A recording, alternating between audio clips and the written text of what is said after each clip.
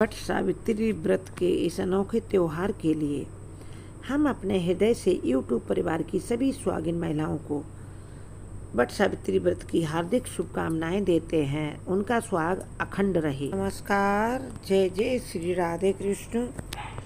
वट सावित्री व्रत, इसका पूजन बहुत ही महत्वपूर्ण माना जाता। व्रत वाले दिन बहुत ही ज़्यादा शुभ मुहूर्त बन रहे हैं, दुर्लभ संयोग बन रहे हैं। इस बार का व्रत सालों बाद बन रहे हैं ऐसे दुर्लभ संयोग।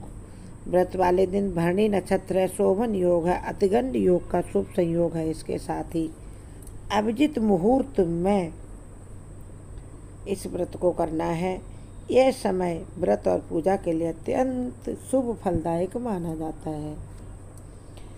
तो इस व्रत को करने से सुहागिन महिलाओं के लिए यह बेहद खास पर्व है।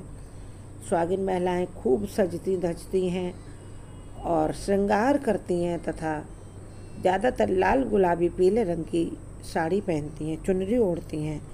यह व्रत हर वर्ष ज्येष्ठ मास की अमावस्या की तिथि को रखा जाता है। इस व्रत से पति की उम्र लंबी होती है और दाम्पत्य जीवन में सुख समृद्धि प्रेम बना रहता है। इस दिन महिलाएं व्रत रखती हैं और वट वृक्ष की पूजा करती हैं।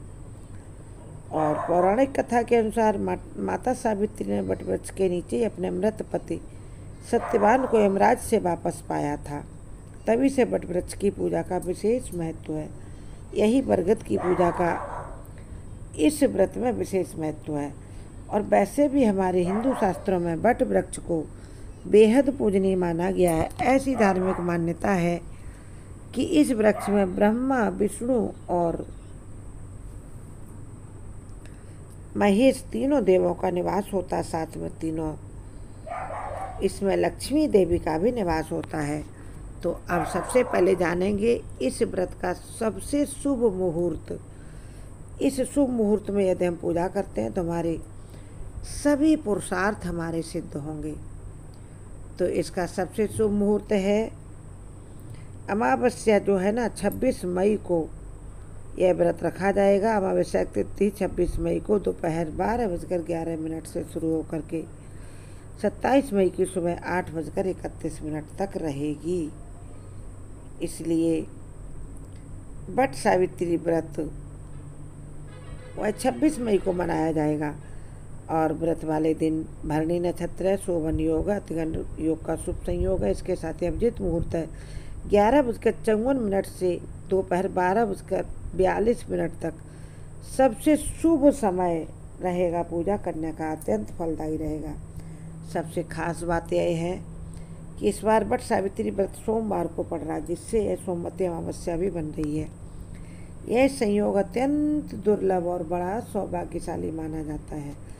साथ ही चंद्रमा इस दिन अपनी उच्च राशि वृषभ में संचार करेंगे, जो सुहागिनों के लिए सबसे शुभ संयोग है, सबसे शुभ संकेत है।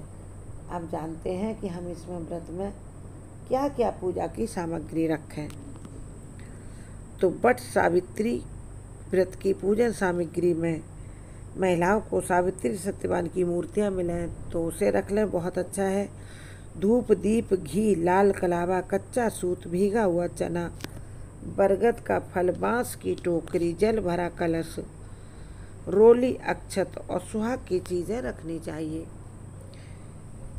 और इन सब चीज़ों को रखकर और इसमें बताते हैं मीठी पूड़ियाँ बनाते हैं या सादा पूड़ियाँ बनेंगी 12 और 24 इसमें गोल गोल बरगद की तरह मीठे गोल गोल गुलगुले बनेंगे, जिनको गोल बिल्कुल बॉल की तरह बनाया जाएगा।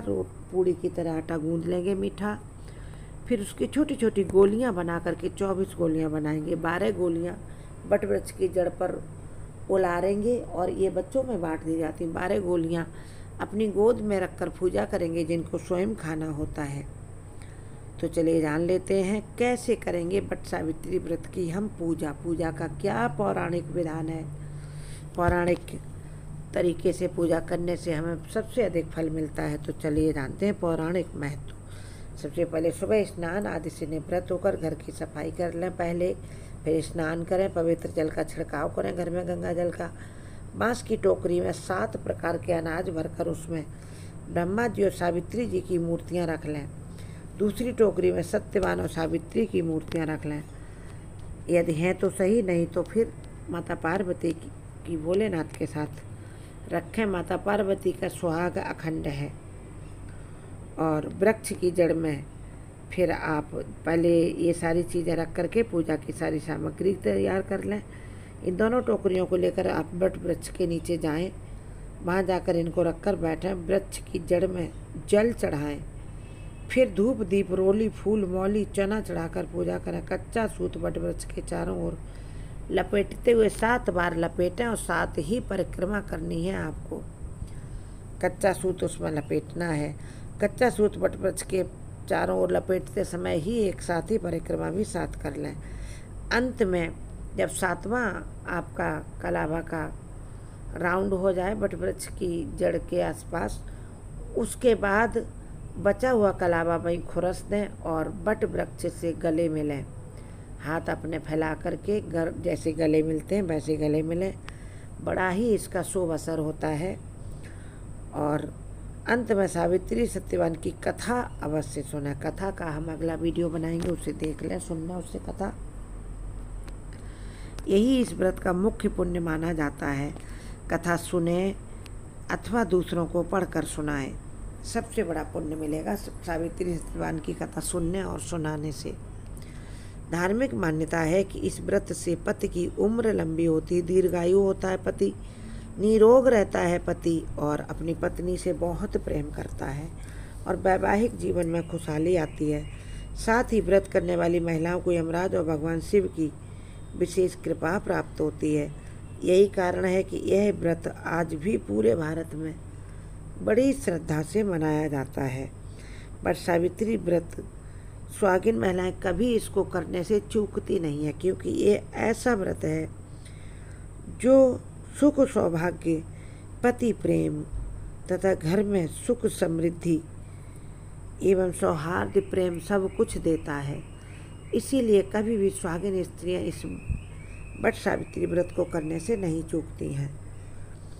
और जो भी इस व्रत को करता है अथवा कथा सुनता है या सुनाता है, उस पर माता पार्वती भी बहुत प्रसन्न होती है, क्योंकि माता पार्वती भी भोलेनाथ के लिए इस व्रत को अवश्य करती हैं। माता पार्वती इस व्रत को रखती हैं और बाकायदा पूजा करती हैं कैलाश पर्वत पर, और भोलेनाथ से ही भोलेनाथ को मांगती हैं, कहती हैं हे भोलेनाथ आप हमारे साथ सातों उम्र ऐसे ही बने रहना।